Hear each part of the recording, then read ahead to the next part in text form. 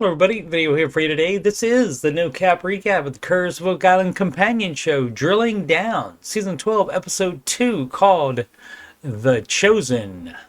Originally aired right before the Season 12, Episode 13 on February 25th, 2025.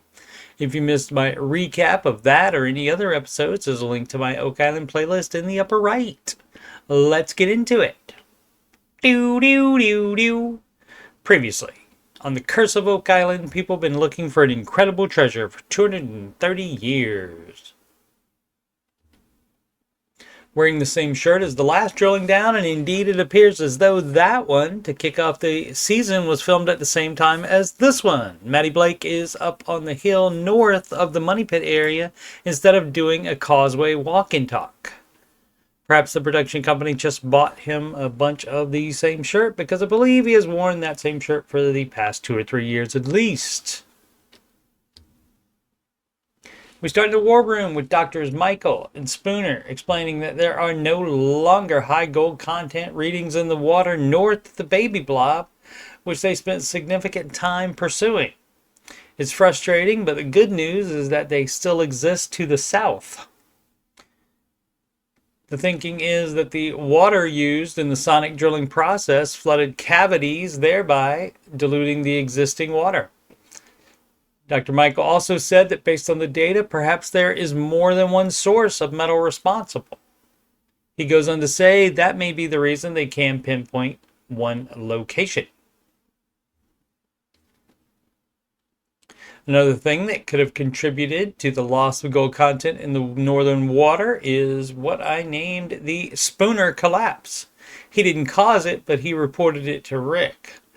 While Dr. Spooner was getting water samples on the left side of the garden shaft one day, he heard what he thought was thunder, but realized it was underground, so likely a collapse of some type. He immediately got another water sample from a hole he had just done, and it was now very dark after the earlier sample was clear.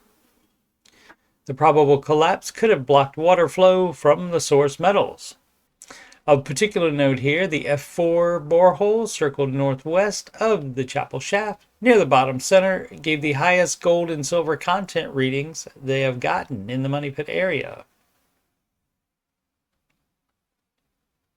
They'd previously gotten high readings north of the baby blob, so they named that section the Golden Egg, and also got high readings to the west, prompting them to create a new section called the Pie, and a not as wide section at the bottom, which contains C1 and 2 boreholes to the north of it.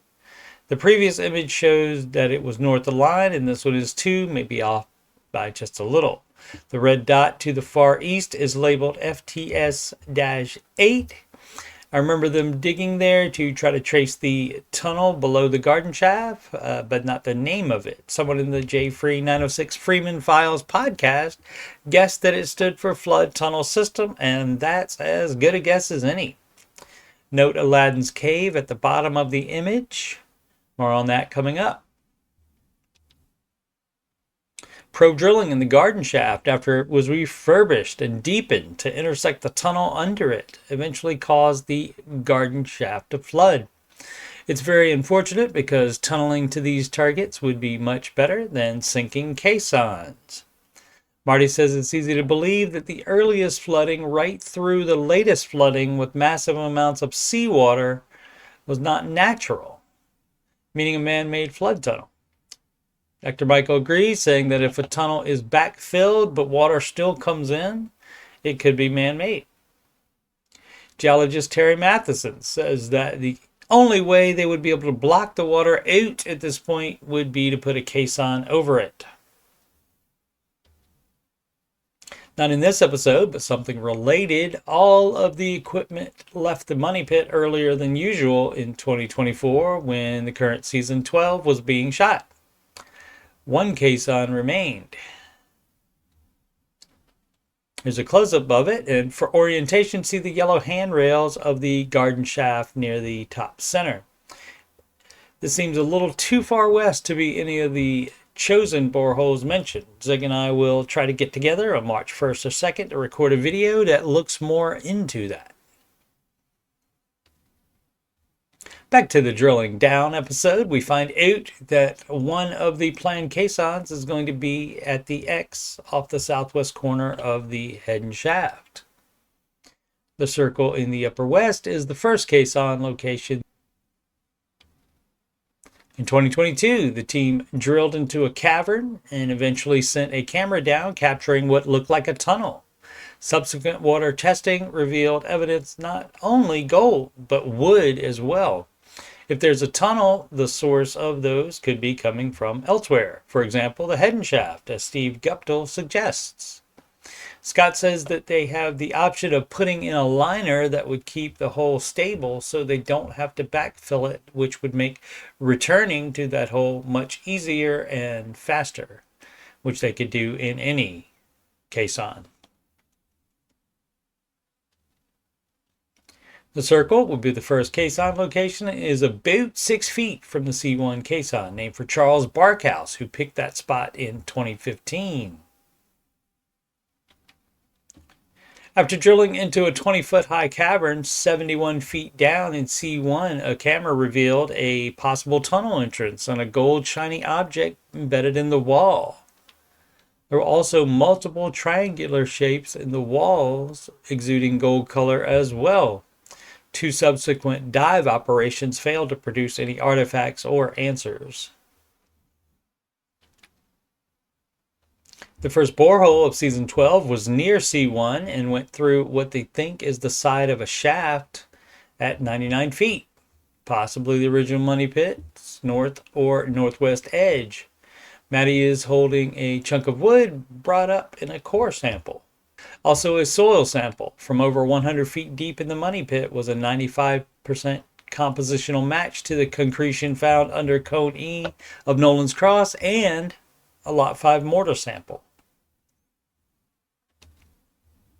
This wood is from almost 160 feet below the surface. The rectangle near center is shaft 6, dug by searchers in 1861 to try to circumvent the flood tunnels.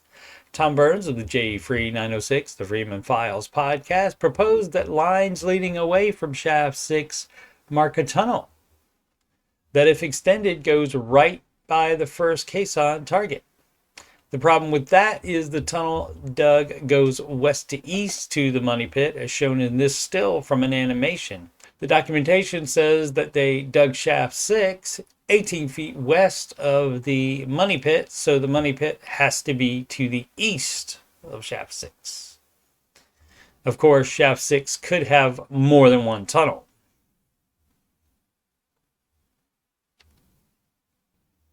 Since the lines here are going west, if this shot is from the south, this would have to be a different tunnel.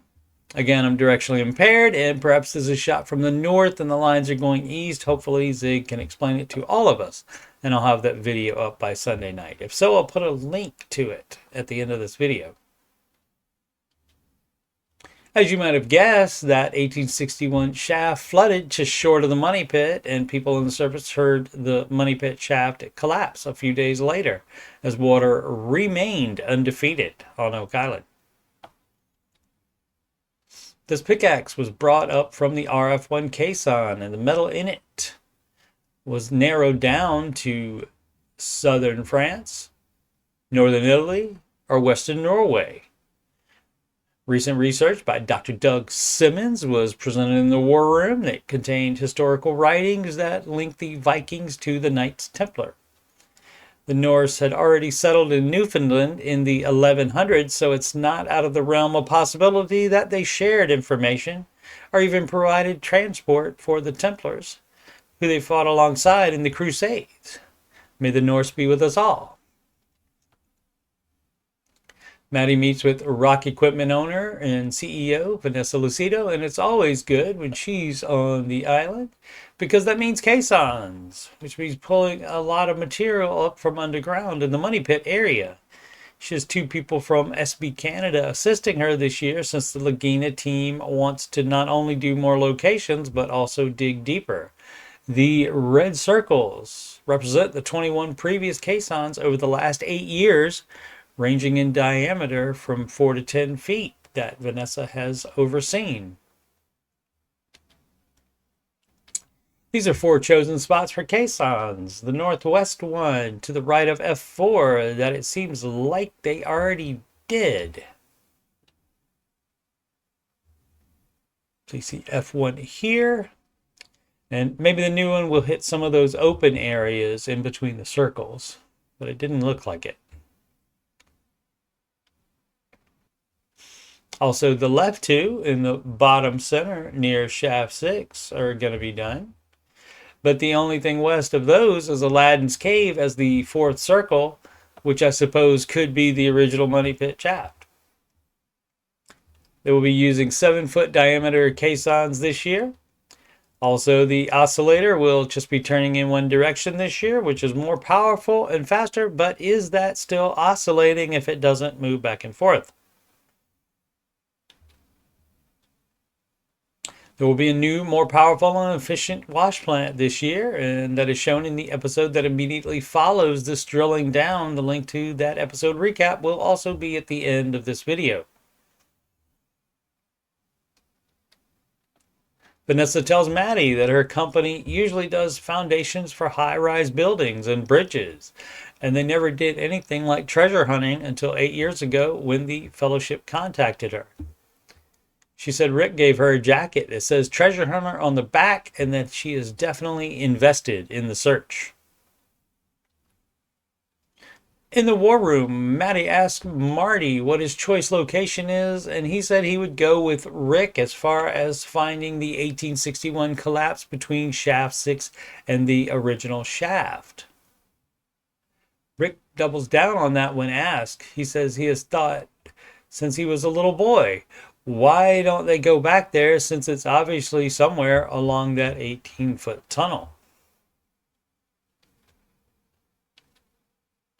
In conclusion, Maddie asked what they would want for each other as far as the search goes. Marty says he wants Rick to get whatever he wants. Rick says treasure or no, he's grateful for the experience. He goes on to say it's been a magical mystery tour and that it'll allow them both a chance to be little kids again. How do you not say thank you for that?